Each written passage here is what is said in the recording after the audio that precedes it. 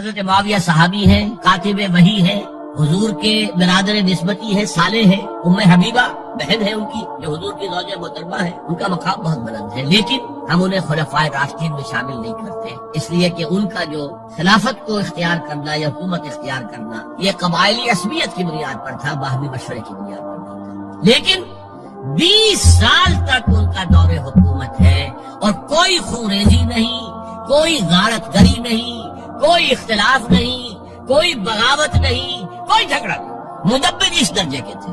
اب آئیے آخری سٹیج آئی، حضرت معاویہ کو مشورہ کیا گیا، مغیرہ ابن شعبہ ایک بزرگ صحابی تھے کہ دیکھیے جناب امیر، مسلمانوں میں اختلاف ہوا، 4.5 سال 5 سال خانہ جنگی رہی، اب اگر پھر معاملہ آپ کے انتقال کے بعد ایسے ہی چھوٹ گیا تو اختلافات ہوں گے، جھگڑے ہوں گے، مختلف دعوے دار سامنے آئیں گے، جنگیں ہوں گی، پھر دوبارہ جو ہے فساد ہو جائے، آپ کسی کو نامزد کر دیجیے۔ اور پھر مشورہ دیا اپنے بیٹے یزید کو نامزد کر دیجیے۔ حضرت معاویہ ریلیکٹنٹ رہے، لیکن اس کے بعد انہوں نے مان لیا اور فیصلہ کر لیا۔ یہاں میں چاہتا ہوں کہ بات سمجھ لیں اچھی طرح، اس معاملے میں اگر آپ حضرت معاویہ کی نیت پر شک کریں گے تو مجھے آپ کے ایمان پر شک ہو جائے گا، نیت پر نہیں، غلطی ہو سکتی ہے، صحابی ہیں، نیت غلط نہیں تھی، نیت کیا تھی؟ اور میں سمجھتا ہوں 100% درست تھی کہ اب اتنا پانی گزر چکا ہے پل کے نیچے سے وقت کے دریا میں کہ ہمارے صحابہ سب رخصت ہو چکے، اب اکثریت 9 مسلموں کی ہے، عصبیتیں بھی ہیں، قبائلی عصبیتیں ختم تو نہیں ہوئی، لہذا جب تک کوئی قبائلی عصبیت پیچھے نہیں ہوگی حکومت کے، حکومت نہیں چل سکے گی۔ یہ ابن خلدون کا لفظ ہے، عصبیت، کوئی چیز جو جوڑے آپ کو۔ تو دینی عصبیت اب کمزور پڑ گئی ہے، اس لیے کہ حضور نے جن کو تربیت دی تھی وہ گئے، اکثر و بیشتر گئے۔ اب اگر ایسے چھوڑ دیا گیا اور کوئی قبائلی عصبیت پشت پر نہ آئی تو پھر خانہ جنگی ہوگی، 5 سال تک ہوئی۔ اس بنا پر انہوں نے اسے صحیح سمجھا۔ آپ اختلاف کر سکتے ہیں، صحابہ کی رائے سے اختلاف ہو سکتا ہے، لیکن آپ ان کی نیت پر شک نہیں کر سکتے۔ بہرحال واقعہ کیا ہے تاریخی اعتبار سے کہ یہ 10ویں سال میں نامزد کر دیا یزید کو اپنے بعد خلیفہ کے لیے، ولی عہد۔ اس وقت تقریباً سب نے بات مان لی سوائے 5 افراد کے۔ وہ 5 افراد بہت اہم تھے، بہت اہم۔ ابو بکر اہم ترین آدمی تھے، ان کے بیٹے عبد الرحمن ابن ابو بکر۔ عمر نمبر 2 تھے، عبداللہ ابن عمر۔ زبیر عبداللہ ابن زبیر۔ عباس عبداللہ ابن عباس، اور حسین ابن علی۔ حضرت حسن کا انتقال ہو گیا۔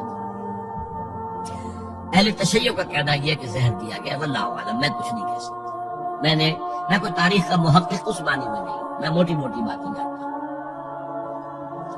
بہرحال انتقال ہو گیا تھا، 5 آدمیوں نے نہیں مانا، لیکن دیکھیے یہ تھی تدبر کی بات حضرت امیر معاویہ کی۔ کوئی دباؤ نہیں ڈالا، کوئی جبر نہیں کیا، کوئی کسی کو نقصان نہیں پہنچایا کہ نہیں مان رہے تو یہ کر دیں، نہیں۔ دیکھیں گے جب وقت آئے گا، جب وقت آیا حضرت معاویہ کے انتقال کے بعد، اب ایک صاحب جا چکے تھے، حضرت عبد الرحمن ابن ابی بکر فوت ہو چکے، اب 4 رہ گئے، 3 عبادلہ، عبداللہ ابن عمر، عبداللہ ابن عباس، عبداللہ ابن زبیر، ایک حسین ابن علی رضی اللہ تعالی عنہ اجمعین۔ جب بیعت ہو گئی یزید کی تو اب ان کے درمیان اختلاف ہوا۔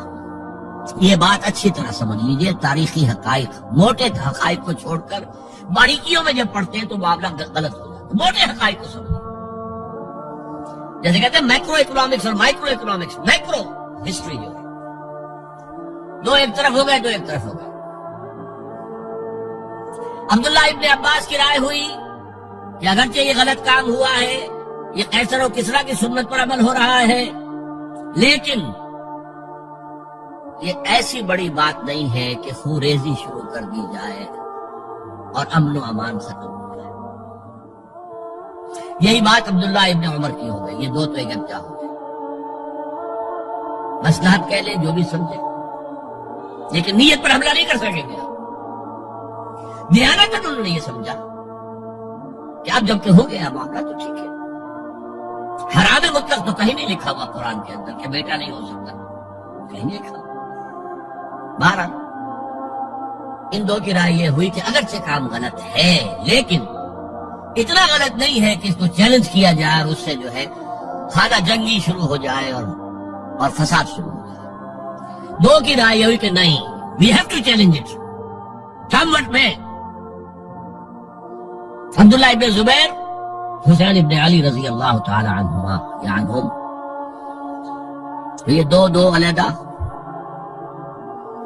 ان دو میں اب اختلاف ہوا۔ عبداللہ ابن زبیر کی رائے یہ تھی کہ یہی مقیم رہو مکے میں، حجاز میں، مکے اور مدینے میں، یہاں سے ریزسٹنس موومنٹ ہم شروع کریں گے، کیونکہ یزید کی خلافت تو دمشق میں تھی، بہت دور۔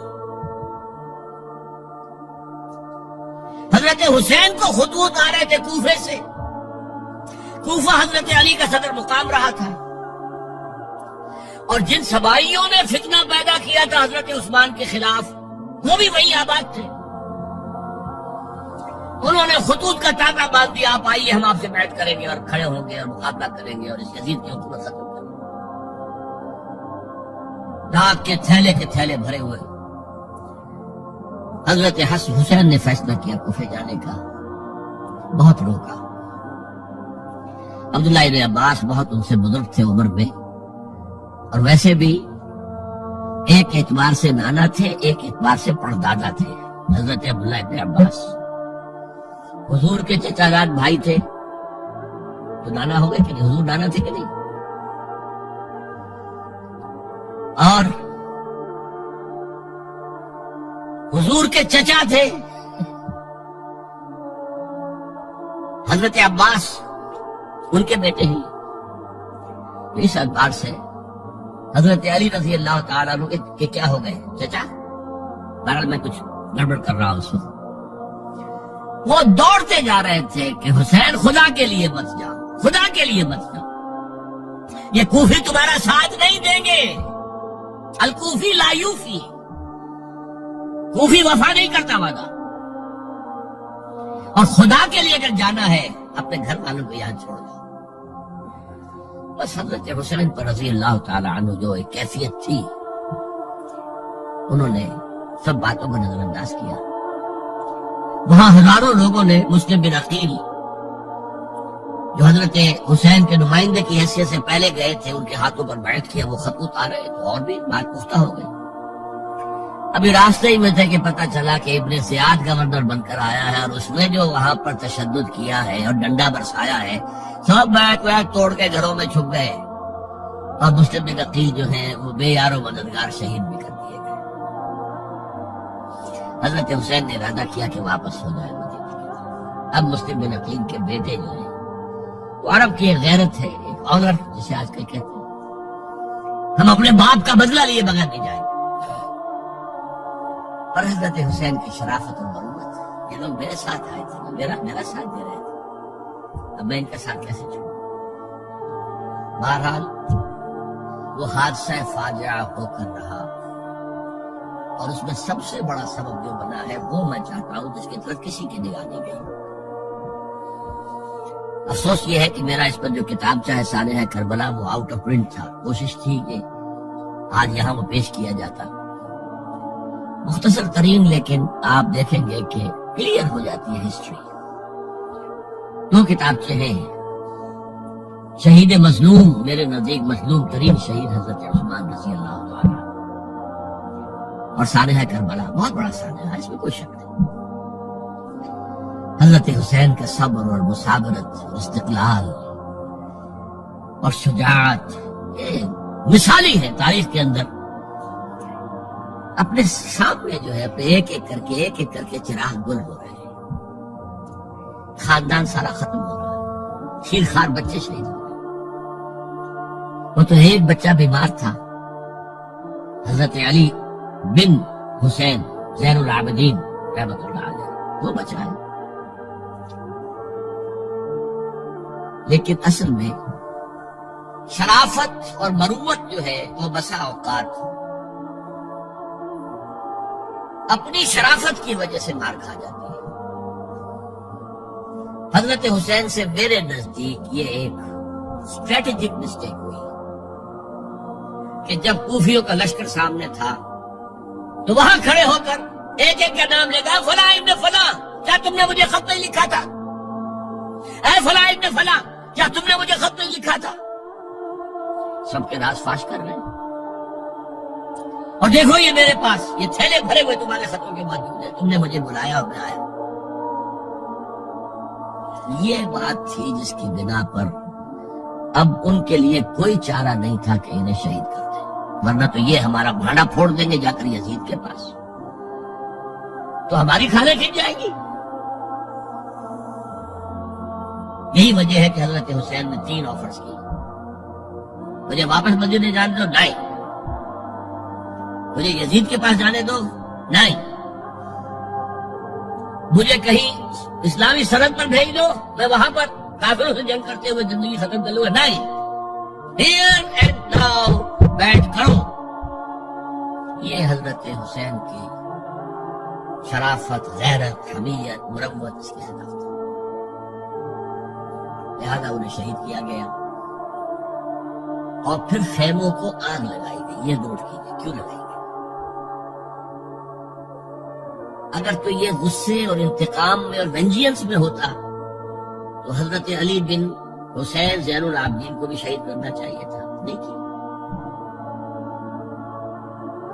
اگر یہ اس طرح کا معاملہ ہوتا تو خواتین کی بے حرمتی ہوتی، نہیں ہوئی. اس میں کیوں جلائے؟ تاکہ وہ جو ایویڈنس ہے وہ ختم ہو جائے. ہمارے خلاف یہ جو ڈاکومنٹری پروف لیے پھر رہے ہیں، خیمے جلیں گے اور یہ تھیلے بھی جل جائیں گے اور یہ خود بھی جل جائیں گے اور ہم بچ جائیں گے. یہ ہے میرا تجزیہ.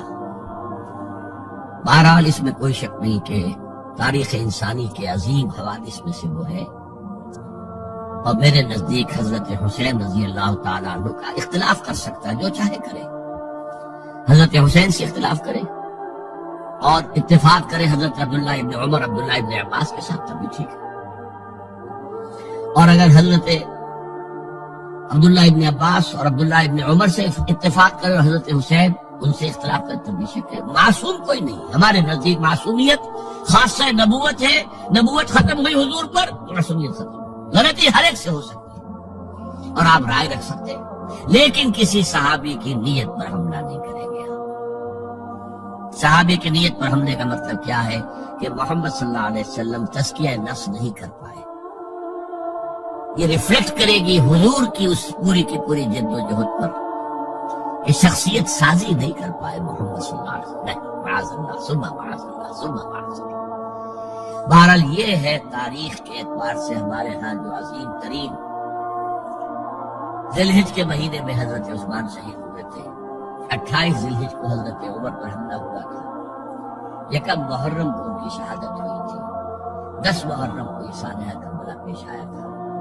یہ ہماری اس ابتدائی تاریخ کے اہم لینڈ مارک سے جنہیں ہم شہادت کے نام سے جانتے ہیں. لیکن میں اب پھر دوبارہ کہوں گا، یہ اللہ کی راہ میں قتل ہوئے ہیں.